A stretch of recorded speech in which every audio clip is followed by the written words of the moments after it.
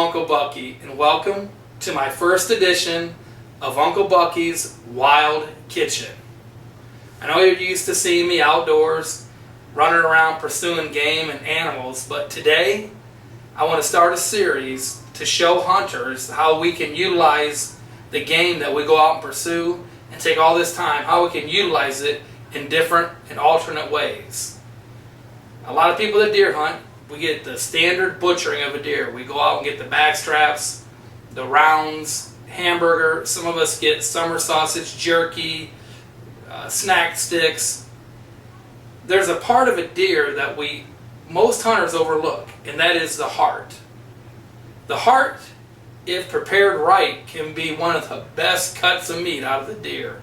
And today, I want to show you my favorite way to prepare heart. Well, the first thing we need is a heart. I mean, how are we going to cook a heart if we don't have one? So what I have here is a heart off of one of the does that I harvested last year. Pretty decent sized doe. She was 4-year-old, so you can tell by the size of the heart. And I want to show you how we can take this, trim it, cut it down, and make it into a heart steak sandwich. So let's get ready. First thing you're going to need is your heart, cutting board, a towel, a good sharp knife, and I always like to have something to drink. This is my Diet Mountain Dew. This is the only bad thing I get to do anymore. Don't drink, don't do anything else, so I get to have some Diet Mountain Dew. So have that handy because you might need it. So let me take a sip of that. And let's get going. Okay, so we've got our deer heart. And as you can tell, it's just a muscle, just like any other piece of muscle on the deer. Contrary to liver, I mean, I'll show you how we can prepare deer liver also, but I like to make this is one of my favorite things to do. And what you want to do is you want to cut this heart down. And as anybody knows from biology class, the heart has some chambers, so we want to trim it up. When you have the deer out in the field, you can take the heart out, and the heart will come in a sack. And what I do is I don't take that sack that's around the heart off. Actually, when I get done cleaning, I wear the glove. I wear one full sleeve glove. I'll grab the heart and roll that down over it, and then I'll take it and bring it home with me, and I'll rinse it out, and then I'll freeze it.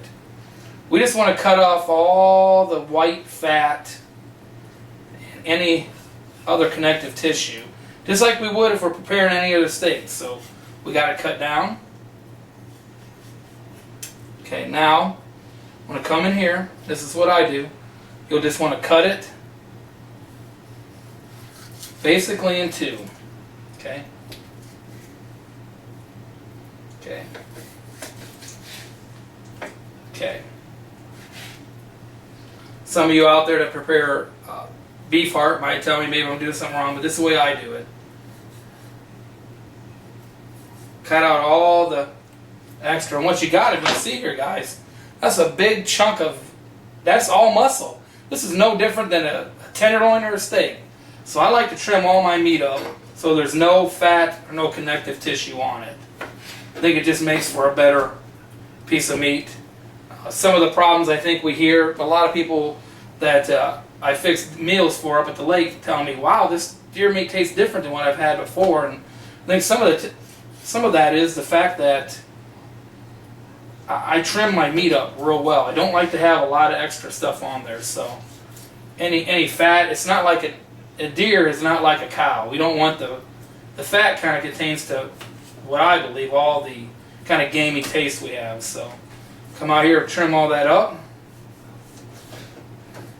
That'll leave us just with some great looking, very lean meat. Okay. So here's what we have, guys.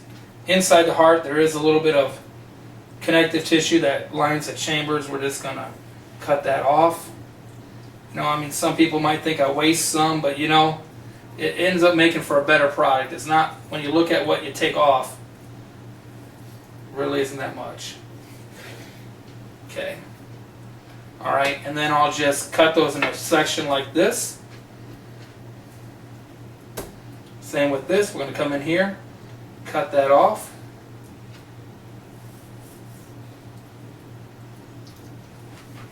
Like I said, basically Well, not basically. This is just, the heart is just a piece of muscle. Cut those out. And we'll do the same. I'll be back. We'll get these all ready, and I'm going to show you what we do next. Okay, we're back. What I did is took most of the heart here. I've got it sectioned off, as you can see, trimmed up. Now, you can either use your tenderizer to pound it out. And unfortunately, I'm going to be honest with you, I normally do that. I put it in a baggie. I'll tell you why. So it doesn't splatter around and you can get it out. But my tenderizer broke. I broke it last week and I didn't think about it till we got ready to film today. So another thing you use is anything, but I'm going to use a big can of beef. We're going to smash this thing out just like you would pound it out. Flip it over.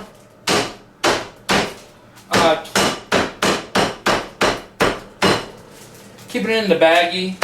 That just keeps it from spreading out. There we go. We've taken that piece of meat and pounded it out flat. I'm going to do that to all these, and we'll get back here in a minute, and then we'll get ready to cook them. I'll tell you another thing you can do. You know, if you don't have a meat tenderizer or you don't want to, you want to play Rocky Balboa, you can also use your hand. Yo, Adrian! Yo, Adrian! Okay, we're back. First things first. I love to cook in black iron skillets and with butter.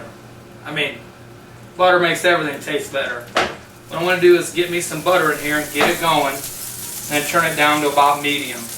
Turn it on high just for a minute, just so you start to see that foam up. Now, here's how I do my heart for this steak sandwich, heart steak sandwich. I get about a cup of flour and about equal parts breadcrumbs. Okay?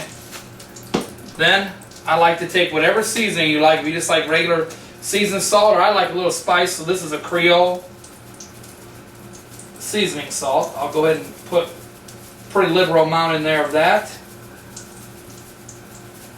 And then kick it up a little more notch, a little black pepper.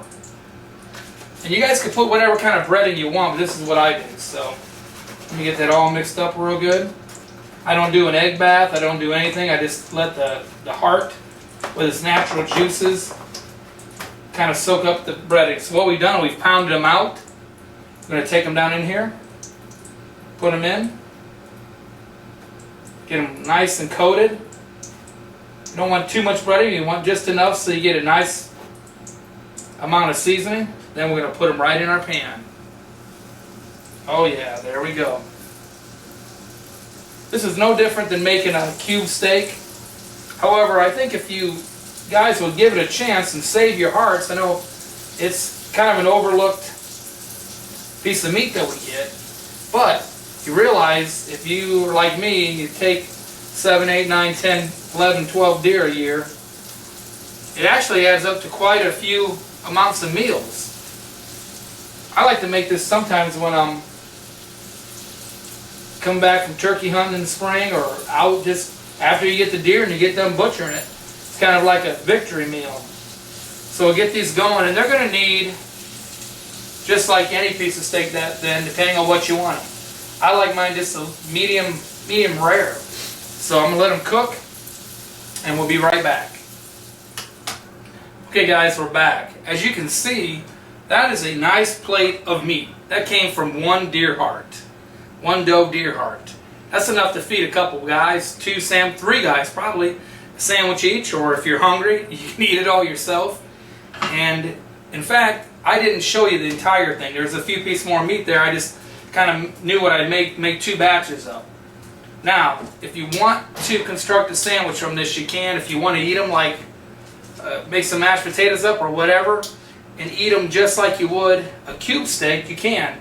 I like to make a sandwich out of them. And just whatever you like, if you're going to make a sandwich. I like Aunt Millie's wheat bread. And you can toast it if you want, or you don't have to. Now I'm going to construct a sandwich.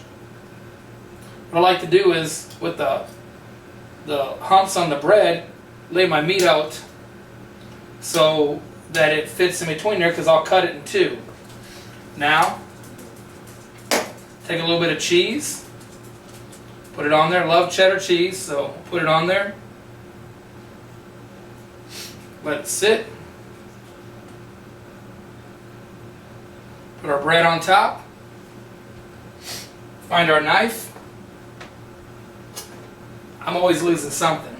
Usually it's my sanity. Here we go, guys. Cut it. Take a bite. I'm going to tell you what, guys. It's not just me. I'm going to get William in here in a minute. If you throw that heart out, you're overlooking one of the best pieces of meat on that animal. Hold on a minute. I'm going to get William over here. William! What? Come here and try this real quick for the people on the camera. Hey, everybody. I got my tasters here. Two teenage boys. You know how they like to eat. But they're kind of picky eaters, so they're going to be honest with you. You like steak, don't you, Noah? Yeah. You like steak, William? Yeah. This is William. You guys know him from the turkey hunt, the big turkey slayer. Noah, take a piece. William, take a piece. What do you guys think? It's pretty good. Tastes like steak, doesn't it? Exactly like steak. Hey, it is a piece of meat that everybody overlooks. And today I just wanted to show you Uncle Bucky's Wild Kitchen. I'm going to show you how we can take the animals that we pursue and do something different, something a little more alternate to what we're used to doing. Kind of flare it up a little bit. Anyways, thanks for watching, everybody. And as always, take care, be safe, and most of all, have fun. I'm going to get my grub on.